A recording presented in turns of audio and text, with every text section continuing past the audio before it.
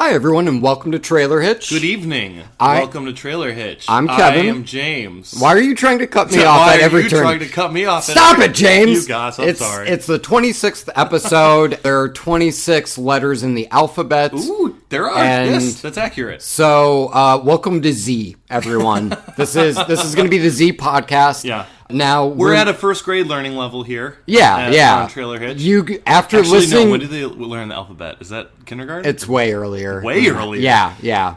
Good thing I don't have a kid. Yeah. I guess so, James. But yes, after listening to 26 episodes of Trailer Hitch, you should be able to read a newspaper. So, you're welcome, illiterate people. Yeah. Welcome to Trailer Hitch 2. Welcome.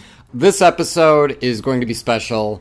We have 3 pretty big trailers to talk about, because, trailers don't really stop, and, movies still look pretty cool. And so we got The Shape of Water. Yeah. So The Shape of Water, you might be thinking, you know what? That sounds a lot like life. I don't care for life. Is there something else you can give me? Well, good news to our more morose listeners, because we're also reviewing Death Wish. Very harrowing. If you like life, if you like death, there's something for you in this podcast. And if you're thinking both of those things sound exhausting, I would rather just stay in my suburban home. Good news, we have a Suburbicon trailer to talk about. What if they live in the city, though? Then I would hope they would like life or death. They're probably not listening to the podcast anyway. Yeah, probably not. Better things to do. I live in a city. I don't listen to this. I'm in the city. I got things to do, places to be, no podcasts to listen to. Right? That's how they talk. We'll go with it. Yeah. You can't haul your stuff without a trailer hitch. Trailer hitch.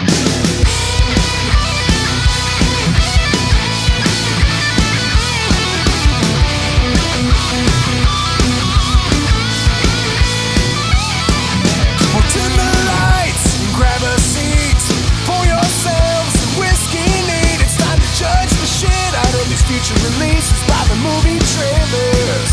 We're Trailer Hitch. This movie might totally suck, but the whiskey sure is going down fine. Yeah, we're Trailer Hitch. I just have to let everyone know that we are, like always, drinking whiskey. It's here, true. Kevin, but I wanted everyone to know that this is a special whiskey. This is a birthday whiskey that you're my Trulies, Kevin. Yours truly, Kevin? No, Yeah. No, my Trulies. I assume that I'm the truly in Why this don't statement. you just finish the statement for me? Say, I bought James a whiskey for his damn birthday. right, for my birthday. Yeah. So cheers, sir. Oh, well, thank you And very cheers, much. everyone. Thank you for listening. And thank you for sharing this whiskey, too, because when I handed this to you, you explicitly said, I'm not going to share this with That's anyone. right. I put it in my cabinet, and I'm like, I'm not going to show this to No one look at it, he screamed. No one look at it. My precious. So, yes, I appreciate you sharing this whiskey with me. My pleasure. All right, so ladies and gentlemen, this is normally when we would be like, hey, let's take something in the shop. Hey, let's go hitchhiking. But this is a big day for trailers, folks. We got 3 heavy hitters here. We have a Guillermo del Toro movie. We have the stuff new, to say about We have the new Eli Roth movie. Yeah. We have the new George Clooney movie with a script that's also co-written by the Coen brothers. Frankly, we figured, you know what? No, we're just going to start at our destination. So let's just pretend that Hitchhikers has already happened. Let's, pretend that James and I just gave everything and need to see more, because that's typically what happens in those segments.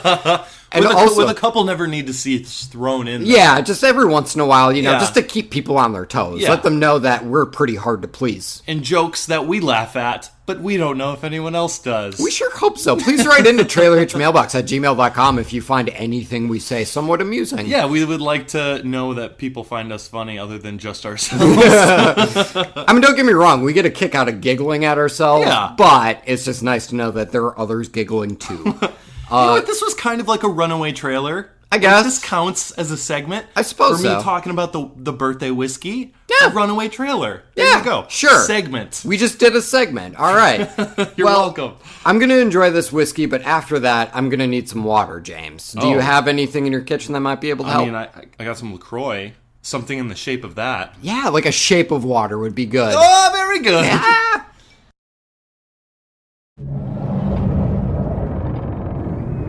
If I told you about her, the princess without voice, what would I say?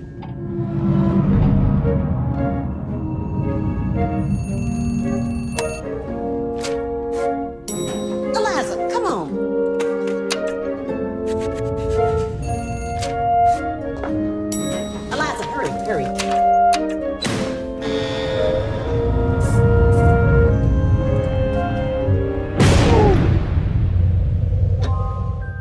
batten down the hatches, folks, because we're here to quench your thirst for The Shape of Water. This is written and directed, or co-written and directed by Guillermo del Toro. Co-wrote it.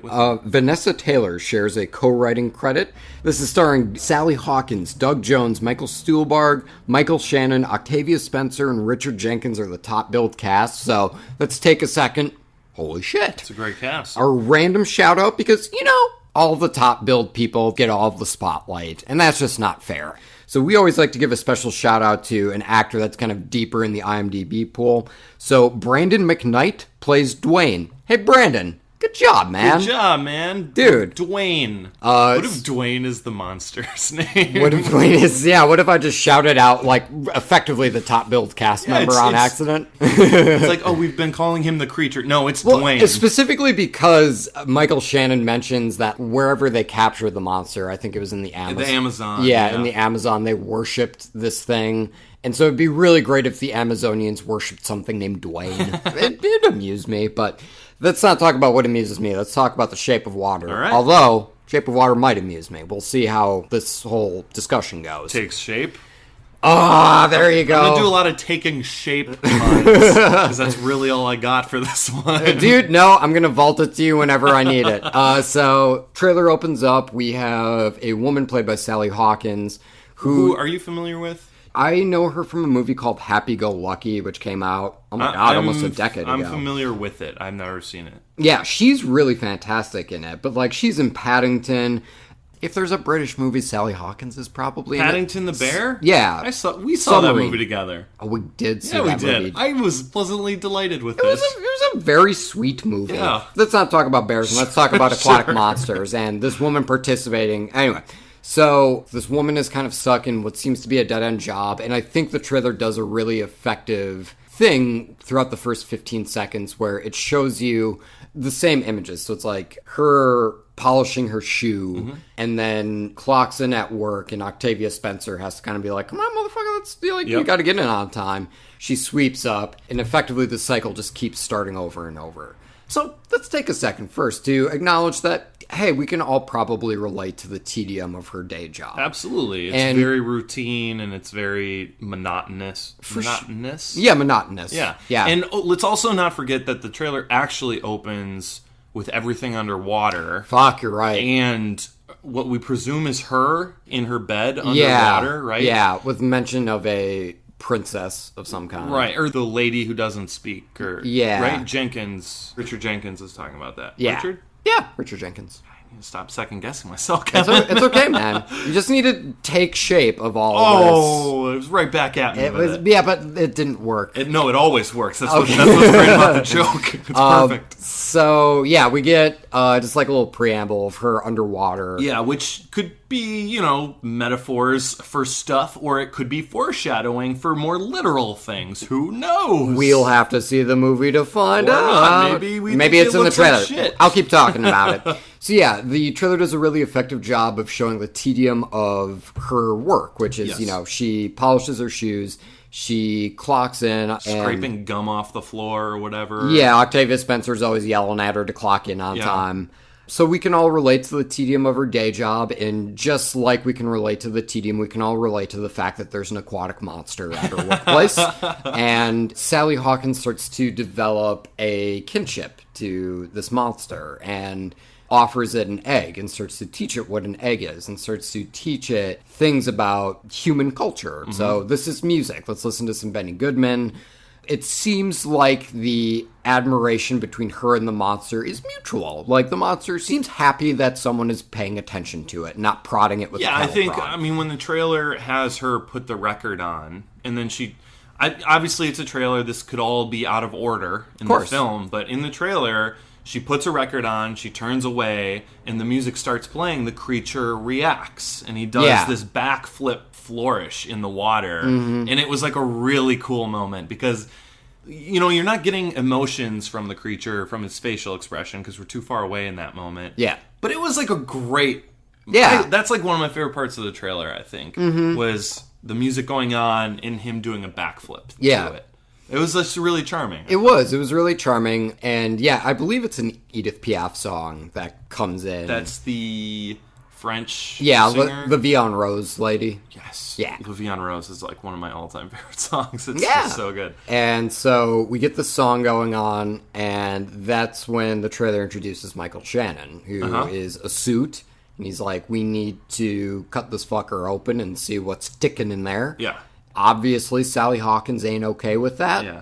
I mean, he establishes himself as the dickhead of the trailer first by just being like, is she deaf or some shit like that? Yeah, Not and then we Octavia establish that Spencer's. she's mute. She's not deaf. She can hear everything you're saying, but she's mute. So we already know he's a jackass by the time he says the line, no, we don't want to free it. We want to gut the fucker. Yeah, pretty much. We're having fish fry tonight. This is the US of A, baby, and it's Friday, and that's Fish Fridays. So, yeah, he wants to cut this thing open, see how it works, see what makes it tick. Sally Hawkins ain't okay with that. And then from then on, the trailer gets a bit more impressionistic. Like, you get the sense that she may or may not be trying to hide the monster in her apartment. You see Michael Shannon kick what appears to be her apartment door open and go into the bathroom, and, like, we got a tub filled with, like, just goop. You know, could be monster goop. Yeah, it was stuff that shouldn't be in a bathtub. Where Agreed. If I saw it in my Agreed. bathtub, I would probably scream. Sure, yeah, but same. Good, If I'm good. being genuine, and I've seen some weird shit in my bathtub. I've seen some termites in my bathtub, so I've seen some shit too. I know a guy who tried to brew tab cola in his bathtub, and the sight and smell of that I don't think will ever leave me. Anyway, so she's brewing tap in her bathtub. yeah, she's brewing tap cola in her bathtub, much to the ire of Michael Shannon, and that's when things just get haywire. You know, you get the sense that something is going wrong because you do get a shot of Michael Shannon holding his hand, which is covered in blood, and he drops to his knees, which James and I talked about a little bit before we started recording. I had to rewatch the trailer a couple times. We were just kind of like, well, we really hope that this isn't within the last 20 minutes of the movie, because otherwise that'll be upsetting to know. I mean, at first glance, it's him clutching his hands to his chest with blood gushing from underneath it, and it's not a long shot. It's a very quick shot. Yeah. So the first time I saw the trailer, I was just like, what the fuck? Like, did this trailer just show us him getting shot in the chest? Right. That shouldn't be in the trailer. Yeah. Upon closer look, Yeah. looks more like he lost a couple fingers, right? It could be that, or, I mean, who knows? Maybe the aquatic monster turns the tables on him, and then the aquatic monster is like, it's the US of A, baby, and it's Monday, so that means human Mondays, and he's going to start eating Michael Shannon. Yeah, who knows? Totally. Michael Shannon wanted a fish fillet. This creature wants to play finger fillet. Boom, baby. That was good. Thank that was you. good. I was That pretty joke happy really about took it. shape. Anyway. So yeah, that's the general gist of the trailer. Now, what did I think of it? I liked it. Yeah, I liked it a lot. Actually. Yeah, so it appears as if this is set during like Cold War era, so like late 50s. Mm-hmm. The color palette I think is really fucking cool. They mix in so many blues, but like whenever you get stuff with Michael Shannon, everything kind of gets like bleached out and a bit more monochromatic. We mentioned it in a previous Trailer Hitch episode where Guillermo del Toro is just one of the best stylistic directors out there. Totally, And regardless of what you think of his movies, Yeah. you can at least agree the dude can direct. Yeah, and what really blew me away about this trailer, and it's probably not exclusive to this movie, but just how overall it looks like it should be really desaturated in color and bland. You know, there's a lot of metal, like steampunk looking stuff in there. Sure. And earth tones, for lack of a better word. But you're right, the colors that are there are in every scene. It's not just like Schindler's List, where it's like everything's black and white and bleak. Except for that coat! Except for that gum on the floor. It's just like, there's color splashed all over the place. But it's not obnoxious either. It like blends seamlessly in with all the earth tones. And it's just like, it was gorgeous. Gorgeous looking. Yeah, it is absolutely gorgeous looking.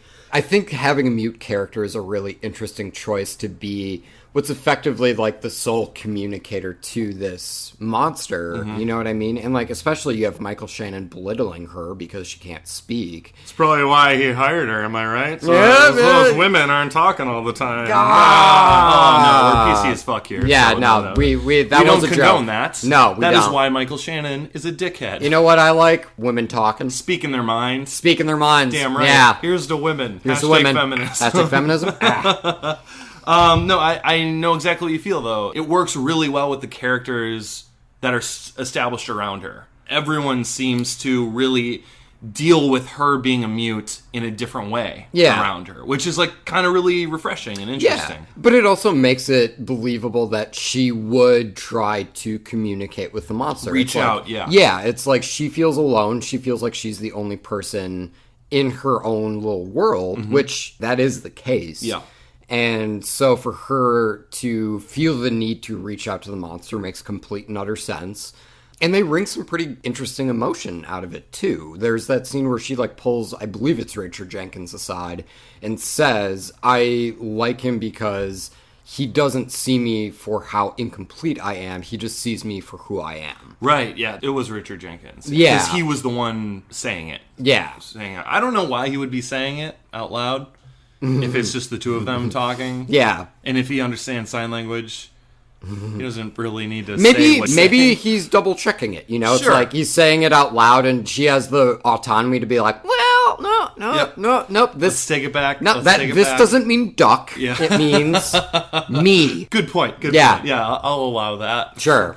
But yeah, no, like there's some really interesting character stuff going on there. The world seems really interesting. They establish, at this point now, admittedly, sort of a stock villain, just like, we're the government and fuck feelings, Yeah. you know. But that said, I still think that it works, you Yeah, know, totally. whether or not it's a trope or not. I think that I mean, it's a trope, but it's also...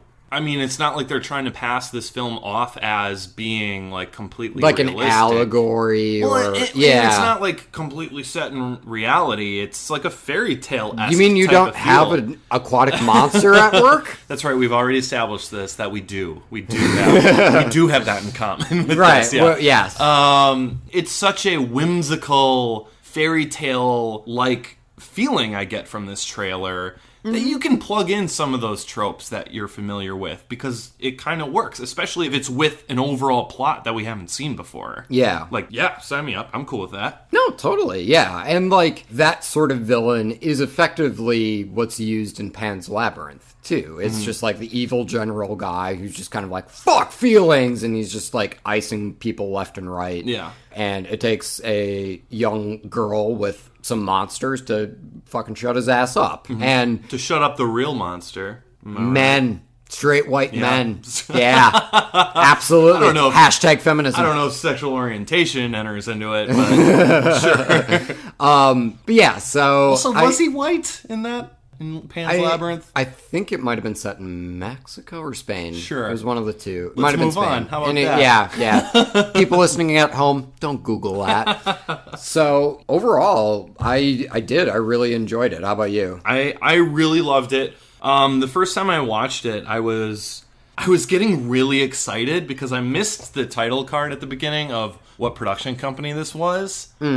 Now, here, let me take you on a journey here, listeners and Kevin. So, I'm buckling up. yeah, so Universal Yeah. has all the original monster movies, right? Yes. They have the rights to all of them, and they're making this new universe. They started with Is that still going to be a thing? The Mummy. Yeah. The Mummy didn't go so well. It didn't. I'm still going to see it because I love monster movies. Sure. And especially those classics, right? There's like one really fucking overworked and scared person at Universal who's like, fuck yes. We get one more ticket.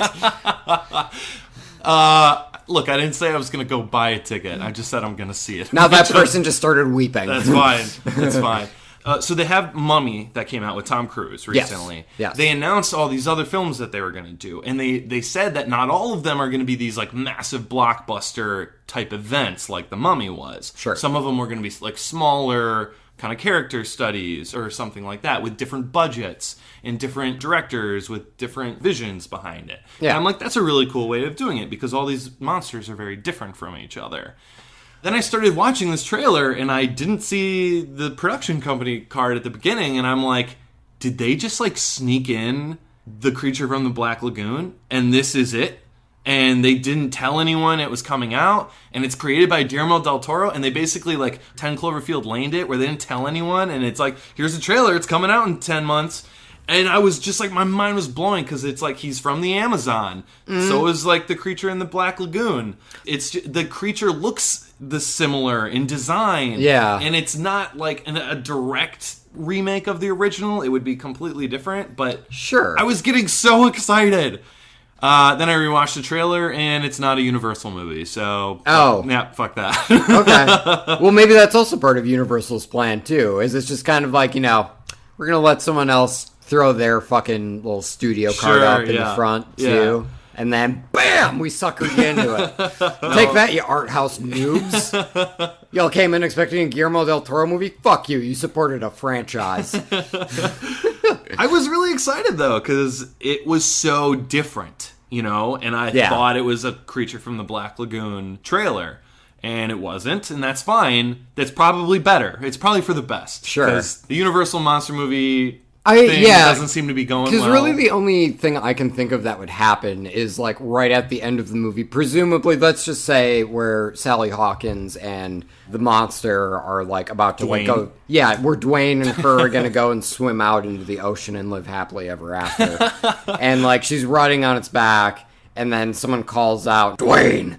And then the monster looks back, and it's the fucking Wolfman hanging out at the pier. And he was like, come back, we have work to do. And then Dwayne throws Sally Hawkins off his back, and then, like, runs off into whatever battle is going to happen in, like, the movie that culminates the the Wolfman played by The Rock. Dwayne The Rock Johnson is just standing there bulked up. Is that who they were going to get for the Wolfman? Yeah, they talked about it. Oh, God. You know what? We're getting off topic. Yeah. The Shape of Water is a super good trailer. I really, really, really loved this trailer. And Me too. It's a need to see it for me. It's an absolute need to see for me! Ah, look at that shit! That review really took shape. Ah, that's not the last time you'll hear that joke tonight, ladies and gentlemen. I was drinking whiskey. I should have enunciated more how much I liked that joke. I liked that joke. Thank you. All right, ladies and gentlemen, that was our take on The Shape of Water. Feel free to write in. Let us know what you thought of it. Did you have any issues of it? If so, what? Why? That was pretty good. Yeah. What else do you want, people? So yeah, go ahead. Write in. If you have a death wish. Oh, because that's our next movie. Our next movie. And also, you know what? I'm not going to threaten. You know what? No, that didn't. I don't want to threaten you. Write in. You won't die. Yeah. I was just trying to figure out a good you segue. will die eventually. Yeah, at some point. Yeah. The existential sense. You know what? Let's talk about Death Wish. Death Wish. You killed my wife. Who else was there? I don't know anything else. I believe you, Joe. So you're not gonna kill me? No. Jack is. You got caught in some crossfire? The ice cream man done it. The ice cream man. Can't walk to school if you don't work for him. Who are you? Your last customer.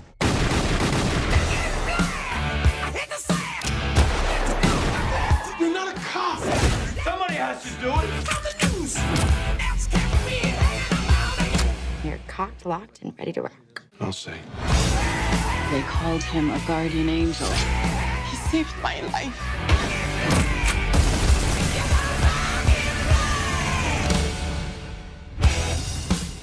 When You Wish Upon a Death. Death Wish is directed by Eli Roth, written by Joe Carnahan, which, like, is pretty neat. Not familiar who that is. The guy who directed The Gray. He's the writer of this? Yeah. Okay. Sure. Do you think that's neat? I never saw The Gray. Oh, dude, The Gray's super good. Anyway. The wolf one? Yeah, the wolf one. Okay, yeah, I haven't seen it. It's actually pretty good. I believe you.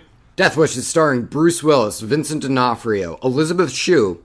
Good that she's getting work. Yeah. Dean Norris. Our random shout out this episode is going to go to Jonathan Emond, who plays Officer Bailey. Hey, John. Fucking great job, dude. Good job, John. Right, so this is Death Wish. Death Wish starts out with Sway. Sway, the radio personality, that is. He is talking about... That's a real dude, yeah. Oh, Sway. Don't know who that is. Hip-hop DJ. Oh, he's a DJ? Yeah. But he's a radio... He's like He's a radio personality. Oh, yeah, okay. he's someone the kids will know. Sure, he's not like a DJ, like, playing concerts. Wooka Wooka. No. Okay. No. He's not the DJ, he's not the like Wooka radio. Wooka. I gotcha. He's the pew, pew, pew, Yeah. you know, in a station. Pew, pew, pew. Yeah. Yep. I All gotcha. right. So Sway is talking about Chicago, how there's a bunch of murders and stuff, and hey, this hooded vigilante just stopped a carjacking pretty violently, too. Just like shot a few dudes in the head and went on his merry way, and he's like becoming a folk hero, and who is this guy? And then the trailer starts to show you who that guy is. And it's Bruce Willis. Unbreakable. Yeah, he's absolutely unbreakable. This is the sequel to Unbreakable and Fuck it, I Split. can't die. I may as well fight crime. So, yes, Bruce Willis is moonlighting as a, just a killing machine at this point. He, Very good. Yeah, but he wasn't always like this. He used to be a mild-mannered man who had a family, and then one day, some masked intruders break into his home, kill his wife, and presumably harm his daughter in some way because she's in the hospital. Right. And I mean, if my wife was Elizabeth Shue and someone, murdered Shot her, her. I'd be pretty upset too. just like Sally Hawkins' character in The Shape of Water, we can all relate to Bruce Willis in some way, right? So Bruce Willis goes to the cops, as you should, and the cops are like, there's nothing we can do. For some reason. That's kind of become like the stock action movie trope, because that's The Foreigner as well. Yeah. The Foreigner is like a bomb goes off, and they're like, well, they just got away with it. Yeah. Sometimes that happens. So Bruce Willis decides, fuck it. He goes to a gun shop, he gets a bunch of guns, and then just starts shooting people. Now, bear in mind, so when we start off, he's like torturing a dude in a garage that presumably has information about him. About, like, the people who killed his wife. Right, that was a personal... Right, that's a personal thing. Which, bear in mind, that leads to nothing, because the guy gives him absolutely zero information to go in the off of. trailer, he could have told him shit in the movie. We don't know. Sure, as far as the trailer tells me, that dude died for no reason. It definitely led to a stupid pun. Yeah, there's a very dumb pun that happens, as there will be more throughout the trailer. Does it? It's so stupid. It said, you're not going to kill me. He's like, no, but Jack is. And then... Well, technically, the Jack didn't kill him either. The car did. Yeah. The car was jacked up. Yeah. You pulled the Jack away, and the car killed him. There's accountability on all sides of this. If the car was the Lincoln, you should have said, no, Lincoln will. There. Because then that guy would be confused. He'd be like, Abraham Lincoln is coming for Crush, Like, it would make more susceptible. You know what? Let's not rewrite this movie. I wasn't a fan of that pun, okay? Nor was I. And so, anyway, Bruce Willis gets his guns, and he just starts, like, going out and shooting shit. Like, he gets, like, some sort of hint, like, oh, this drug dealer might know someone who knows someone who knows someone. But it honestly just kind of feels like an excuse for Bruce Willis to shoot a drug dealer. It sounds like he's just hanging around the hospital asking kids, how'd you get shot?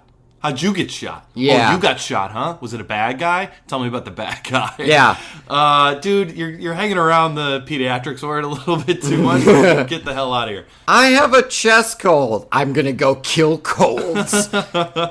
Now, if the movie went that way, I'd be hook, line, and sinker. So I did also want to say, around the carjacking stupid pun scene. Yes. Also, it's important to know that's when the music tone in the trailer shifted from general music tones to AC/DC Back in Black, which is an interesting way to go. It is. Look, I don't know about you, but I've never seen You know me. I've never seen Death Wish. Yeah, no, I haven't seen the original. Have you seen any of them? No.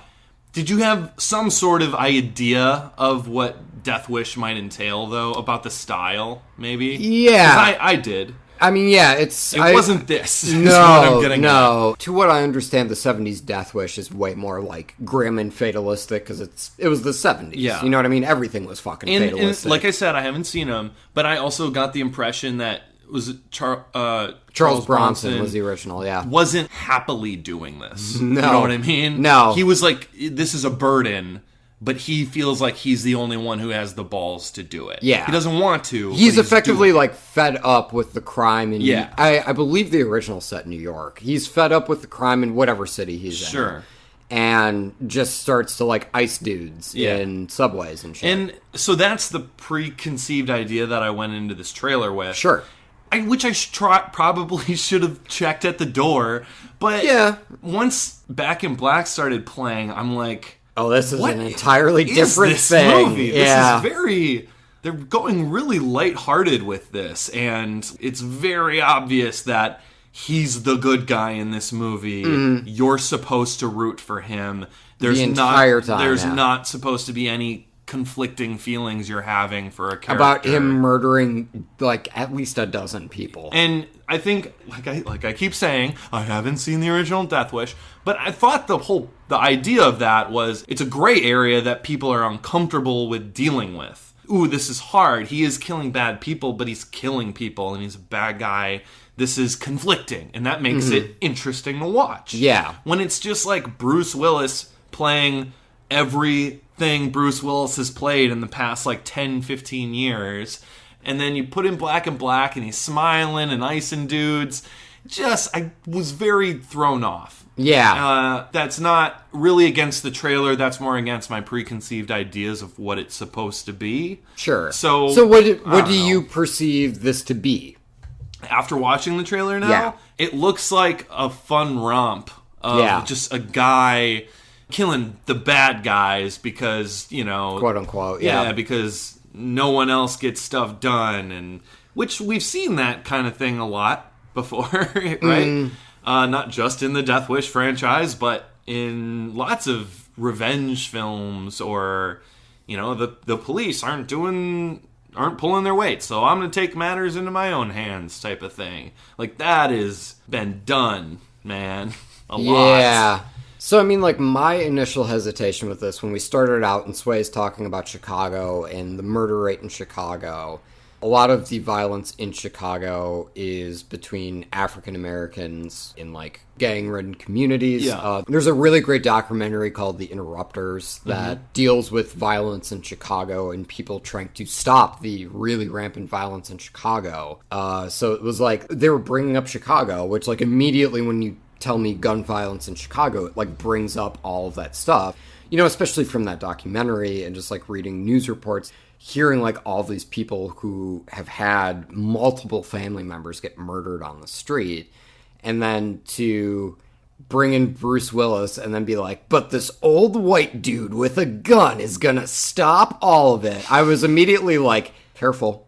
Like, to a bitchin' soundtrack. Fucking careful. Yeah. Like, this is kind of a hot button right now. Well, I mean, the whole idea of people walking around and maybe getting the idea that they could stop a crime at any moment because they're armed now. Yeah. Like, this might put some weird ideas in people's heads who have and, like, weapons. I want to hold the movie responsible for, like, that burden of, like, all of a sudden conceal and carry permits went up, and it's because of fucking Death Wish 2017. No, of course not. Like, we totally aren't doing that here. No. It's just maybe change up some elements in the story. I don't know. And it just could have just been the trailer, I am too. 100% not above a fun, violent romp. No, John Wick in John Wick 2? Are you I had a fucking blast. kidding me? Yeah, this is like of course. Some of the best fun I've had at the movies this year was John Wick 2. For sure, yeah. I love action as much as the next guy. I don't need, like, a huge thematic pull for me to enjoy it because I enjoyed John Wick, and that's just watch Keanu Reeves shoot some dudes.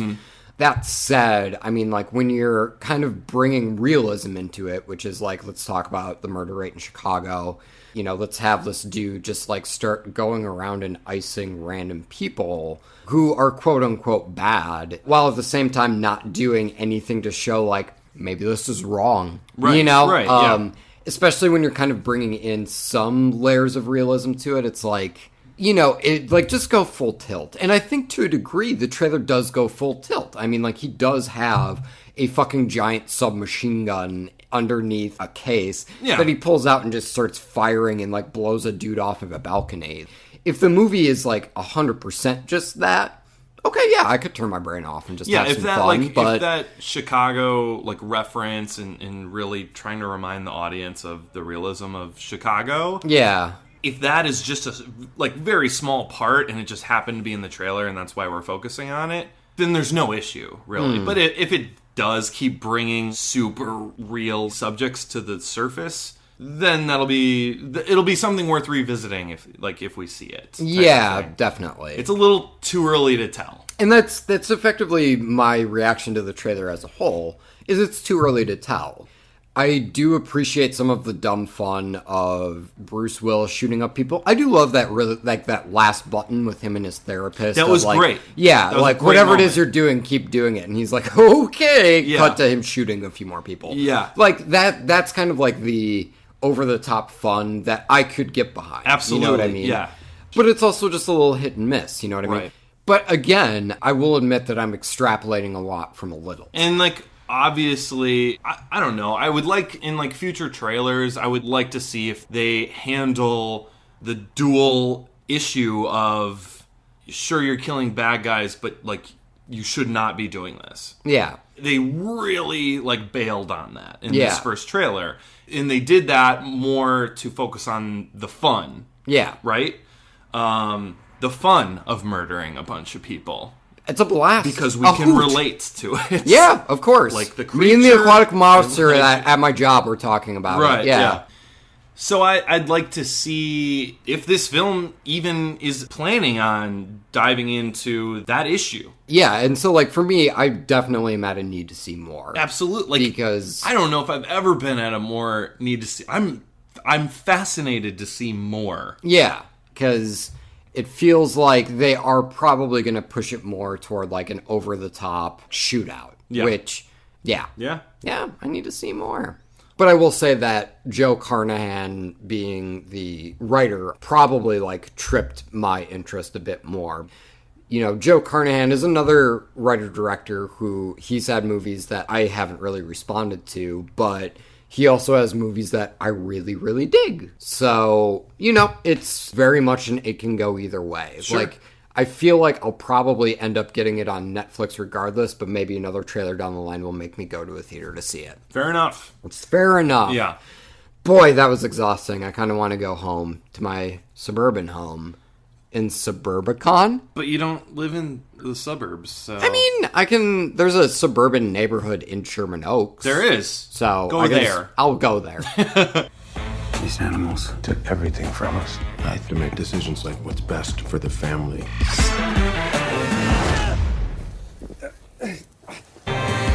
the police. Any progress on the investigation? A mobster got killed a couple of days ago. I can end the conversation real quick. I'm sorry for his loss. Life? Yeah, I guess he probably is too. Nobody speak. I'm here to collect. What do you want? I want all of it. All of it. Nothing like this ever happened here. This is a safe place. It was. Would you like a cup of coffee? Nobody speak. Towns and villages burning, looting, and pillaging. I could have you killed in no time. I could kill you too. Are we burnt out on conquest jokes? Yeah, I think so. Well, that kind of buries my lead. So, Suburbicon. I see where you would have gone with that. Oh, yeah? Prove it. Suburbicon, Conquest, Suburbiconquest. Shit. I'm becoming predictable. I'll read you like a book, Kevin. Suburbicon is directed by George Clooney, co-written by George Clooney. Also, Grant Heslov wrote the script, in addition to the Coen brothers. Also did a pass on it. Very cool. This is starring Matt Damon, Oscar Isaac, Julianne Moore. Our random shout-out is going to go to Hope Banks, who plays Mrs. Pendleton. Hey, Hope. You give me hope. Good job. Mrs. Pendleton. She sounds like she's got a pie waiting for me down the block. Yes. And I can just stop by her house. Because it's that kind of neighborhood and it's that kind of town, right? Almost like it's suburban in some way, shape, or form? Yeah. We'll talk about it. Look, yeah. let's get into it. Yeah. Do you want to take a crack at the synopsis here, my boy? I'll try. So we open up with just kind of being introduced into the suburban life of, I want to say, late 50s, early 60s again. 50s, I would say. Yeah, so it's a style. A humble time. It's a humble time. It's a style we've seen a lot.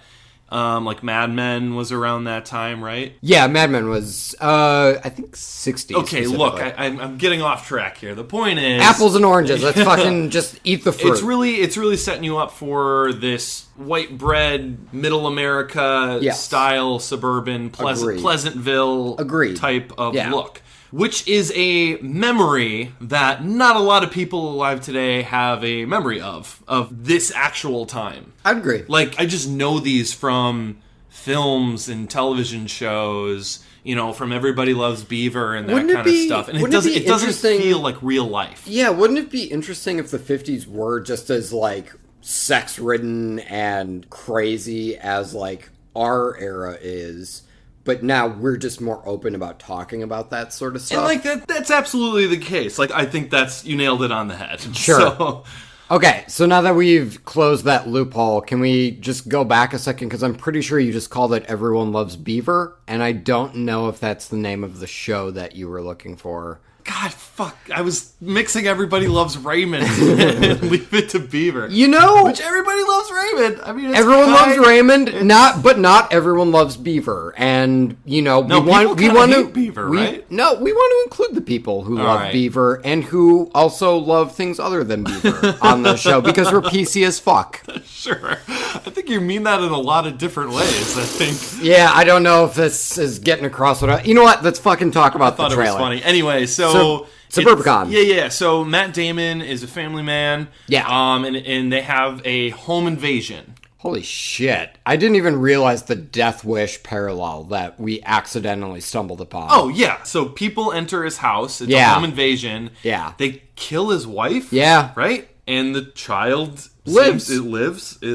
The child seems to play more of a factor in this one, though. Absolutely, yeah. But the parallel is definitely there. Like, definitely. Matt Damon or Bruce Willis? Who you gonna want on your side when it comes to avenging your... Spoiler alert, Matt Damon. Go on. So he kind of takes matters into his own hands, like Death Wish. To a degree, yeah. So, I mean, in his circumstance, the police are, you know, we're actively trying to find it. It's not like Death Wish where they're just kind of like, nah. No, fuck off, Bruce Willis. Pretty much, yeah. With this, they're like, you know, here's this line. Hey, there's this guy who we think might have done it. He seems to have connections with the mob. You wouldn't know anything about that, would you? And Matt Damon kind of brushes it off, but he can't brush off the guy coming into his office and punching him directly in the face and breaking his glasses in half. Which I couldn't help but laugh at. That was great. It was a great gag. Those glasses broke perfectly. Yeah, perfectly in the center. Yeah. And then we get the sense that something seems to be going on here. And we get even more of a sense when there's a second invasion where the kid hides underneath his bed. A guy is trying to grab the kid, and then he's yanked out from under the bed, as in the intruder is yanked out from under the bed. And Matt Damon just beats the shit out of him. And you see Matt Damon throughout the rest of this film commit acts of violence here and there. And it was really interesting because they set him up as a very milquetoast 50s family man. Yeah. And then you get this different side of him. And then now at this point, I'm immediately intrigued because, wait, who the fuck is this guy? Yeah. You know what I mean? Like, you know, the milquetoast family man shouldn't be capable of doing that. And especially once you're invoking, like, the mob into it and you have Oscar Isaac coming in and saying, like, I want everything. What is he specifically referring to? And this is an example of a trailer being vague in a way that gets me more interested instead of being frustrated. Yeah. Now I'm kind of on the hook because I do really enjoy the visual style that's at display here. I really enjoy the humor too. Because you see Matt Damon kill a guy and drag his body off of this suburban street. Mm-hmm. And a cop visits and mentions, you know, just an update. Apparently some mobster died. And Matt Damon says, I'm really sorry for his loss. And the cop goes, you mean of his life? Yeah, I'm sure he is too. It's really dry, but I think it perfectly fits like that 50s style, you know, gee whiz, everything is okay. And then to just have this cop be like, what? No, that doesn't make sense. Is really nice and like kind of calls attention to splitting the hairs of the social norms that maybe this guy who's into more nefarious shit, he's just trying to adapt social norms to kind of like hide himself, Or maybe he is just a milquetoast guy that got thrown into something that he wasn't prepared for. Either way, I think the story is interesting. Is that a phrase? Milk toast? Yes. You said it like 3 times now. I'm not familiar It's a word. So it's not milk as in the drink plus the breakfast food. I'm not describing breakfast right now. Milquetoast, Milquetoast. Okay. I'm sort of buzzed right now, so I don't know if I spelled it right. No, I totally believe Basically, you. milquetoast just means like meek, mild-mannered. Sure. But like meek and mild-mannered to the point where like they're not able to accomplish anything because of how sheltered they are. In 2017, we'd say basic. No! Basic. That's what I'm going with. And I'm kind of buzzed too, so we're going to move on with We're going to move on with this. Sorry basic, if I did, and to your credit, I did say milquetoast a bit too much. He's basic AF. That's what I'm saying. Milquetoast AF? Sure. There you go. That's kind of the general vibe of this is, wife gets murdered, shady stuff starts to happen to this guy, but maybe there's something shady going on with him too, ? Yeah. And definitely things seem to spiral out of control. It seems like there's a flat-out fucking mob outside of his house. And not like the mob. We're talking like a lynch mob. It's like the entire community is rallying. Yeah. A Molotov cocktail seems to be thrown at one point. Like pitchforks and torches type. Yeah. And the button at the end of this trailer might be my favorite button of the year. Matt Damon sees some act of violence from off camera, and it's framed where it's effectively like a medium shot you just get from the waist up of him. He's looking back, and then he decides he has to get away, and he starts to, he's on a bike, I guess. He's pedaling a bike. And he's pedaling furiously. I guess it's a children's bike, and that's when you reveal that he's on this tiny-ass bike. Trying to tricycle. Yeah, right? Trying to get away from this crime scene. It's just an incredible reveal, because just the shot itself is so intense. And he's looking back over his shoulder, like something like terrible just happened, and he like needs to get away. And he just turns and doesn't run, but just like moves back and forth real quick until he gets far enough away where you can see the tricycle. And it's just such a great reveal. And in the film, who knows, you might already know he's on the tricycle because there might be an earlier shot where he grabs the tricycle, Definitely. And so the reveal might not be that great in the film, but man, that is... In the trailer, that was a fucking great trailer shot. Great trailer shot. Holy hell. Yeah, I thought the humor landed really well. There was this great thing that was keeping up with the tempo of the trailer, which was Matt Damon squeezing like his hand exercises things in his office. Yeah. They like kept cutting back to it, and it kind of gave like a certain rhythm to the trailer. And I thought that helped a lot too.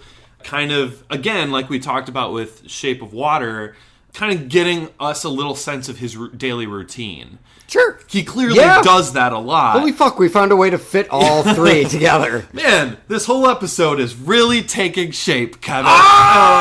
You fucking brought it back. Did it again. Good job.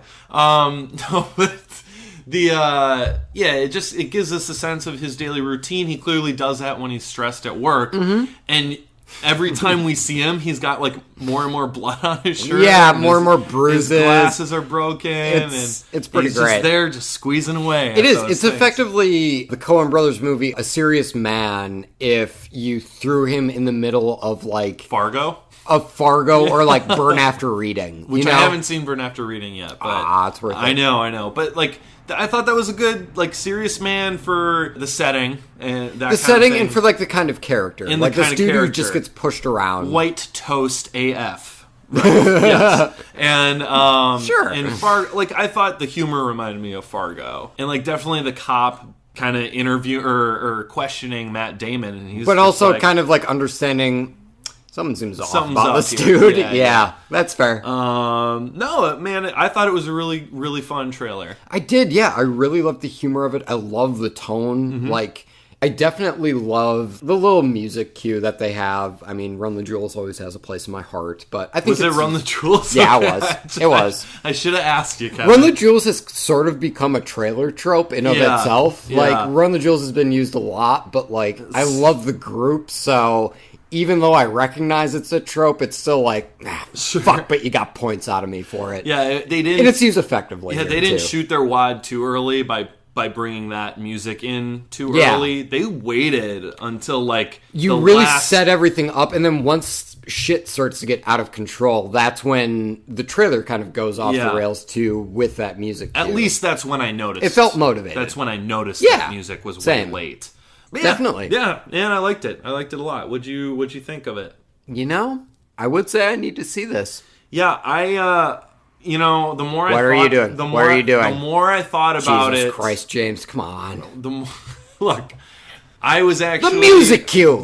All I'm saying is the more I thought about it, the more satisfied I was with it. So it's a need to see. Ah, you faked me out, you Cheers, beautiful cheers. bastard. Good Thank for you. I don't know where it's a really effectively put together trailer, and it is just vague enough where I don't feel like it's given me too much. I don't know where it's gonna go. Yeah. I don't know where that movie's. I don't know. Same. Where those characters are going to end up. I don't know where the story is going to end up. Same. And I want to know. Yeah. We'll fucking see this shit in a theater and Absolutely. report back to all you folks with a trailer in the rear view section.